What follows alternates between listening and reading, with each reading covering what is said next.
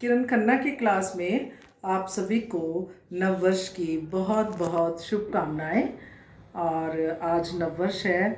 इस दिन से मैं आप सबके लिए शुभकामनाएं देती हूँ कि आप स्वस्थ रहें, खुश रहें और इस वर्ष खूब उन्नति करें। इसके साथ ही मैं आपको ये बताने जा रही हूँ कि ये जो नव वर्ष है, ये हमारा नव वर्ष कैसे है और इस नव वर्ष में क्या क्या नया होता है।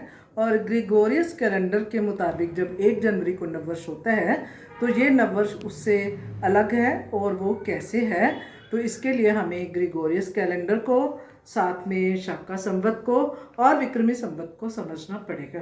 तो मैं आपको इसे विस्तार से बताती हूँ, जिससे आपको ये पता चल जाएगा कि ये जो गणना है वो किस तरह की जाती है।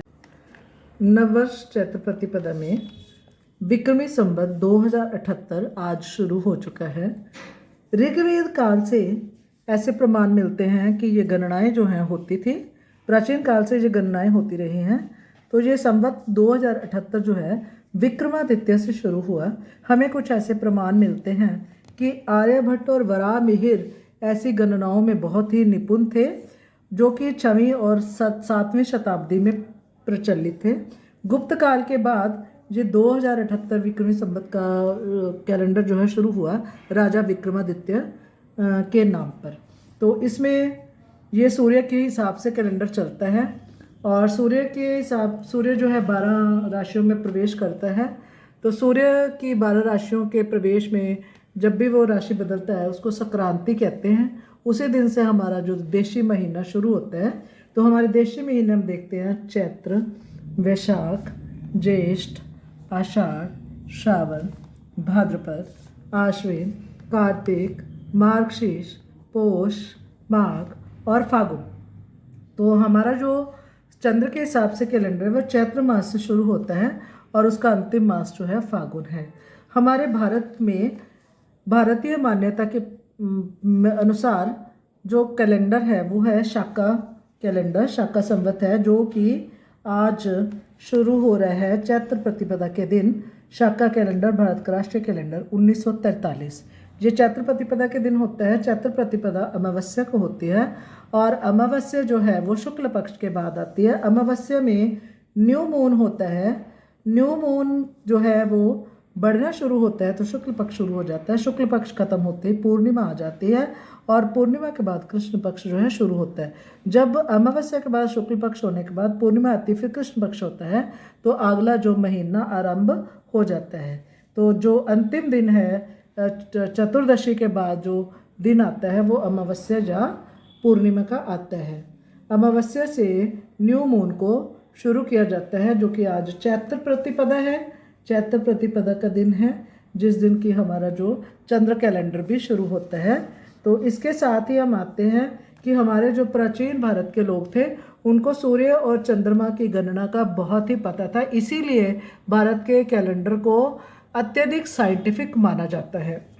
जैसे कि हम जानते हैं ग्रिगोरियस कैलेंडर में हम न्यू ईयर मनाते हैं 1 जनवरी के दिन, जो कि हम मना चुके हैं। तो तब उसमें कुछ इतना साइंटिफिक नहीं होता जितना इस कैलेंडर में साइंटिफिक है। उस दिन ऐसा कुछ भी नया नहीं होता, लेकिन इस दिन बहुत कुछ नया होता है। सबसे पहले तो हमारा सूर्य नया होता है। सूर्य नई राशि में प्रवेश करता है तो नया सूर्य माना जाता है। हमारा चंद्रमा भी अमावस्या के बाद न्यू मून होता है तो वो भी नया माना जाता है। एक चीज़ और मैं बताना चाहूँगी कि जो हमारा राष्ट्रीय कैलेंडर है, भारत का राष्ट्रीय कैलेंडर शाका कैलेंडर है, ये शालीवाहन, राजा शालीवाहन ने शुरू किया था और हमारा जो विक्रमी संवत है ये राजा विक्रमादित्य के नाम पर प्रचलित है। बसंत ऋतुओं का राजा है। हमारी ऋतु भी नई होती है। इस दिन से नववर्ष को शुरू किया जाता है और इसके साथ साथ और बहुत सारी चीज़ें जो हमारे घरों में नई होती हैं, नववर्ष में नई नई आती हैं, उनके बारे में भी हम जानकारी प्राप्त करेंगे। तो सबसे पहले जो हम जानते हैं कि सूर्य और चंद्रमा भी नया होता है और इन दिनों नवरात्रि होती है, रात भी नई होती है।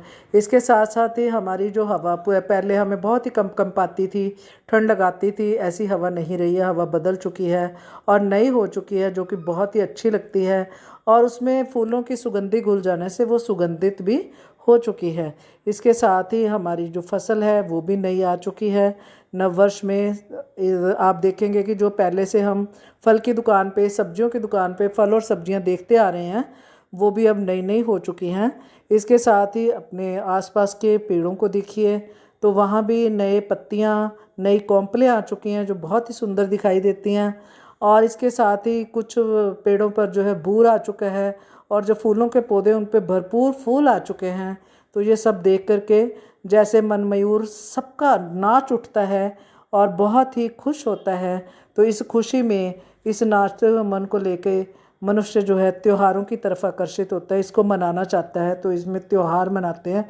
तो सबसे पहले जो हमारे चैत्र प्रतिपदा में त्यौहार आते हैं, चैत्र प्रतिपदा को नवरात्रि के रूप में मनाया जाता है। इस बार ये बैसाखी के दिन ही आ गया है त्यौहार। आमतौर पे ये 22 मार्च 23 मार्च इन दिनों में आता है। तो इसके बाद हम जानते हैं कि नवरात्रि है, इसके बाद हम जानते हैं कि वैशाखी भी है, संक्रांति भी है। और हमारे भारत के अनुसार ये भी माना जाता है कि हम जो भी त्यौहार मनाएं उसमें हम भगवान की पूजा भी ज़रूर करें। तो हमारे इन त्योहारों में भी भगवान की किसी न किसी रूप में पूजा की जाती है। और हम जानते हैं कि शिक्षा के क्षेत्र में भी अगर हम देखें तो शिक्षा का नया सत्र शुरू हो चुका है, नई किताबें आ चुकी हैं, नई क्लास में आप चले गए हैं। इसी तरह से बैंक आदि कार्यालयों में भी नया सत्र शुरू हो जाता है, जो कि मार्च महीने के अंतिम दिन जो 31 मार्च को माना जाता है कि साल का अंत हो गया और सेशन शुरू जो है 1 अप्रैल से किया जाता है, जो कि इन्हीं दिनों में होता है। तो ये सब जो है हमें नववर्ष के आगमन की सूचना देते हैं।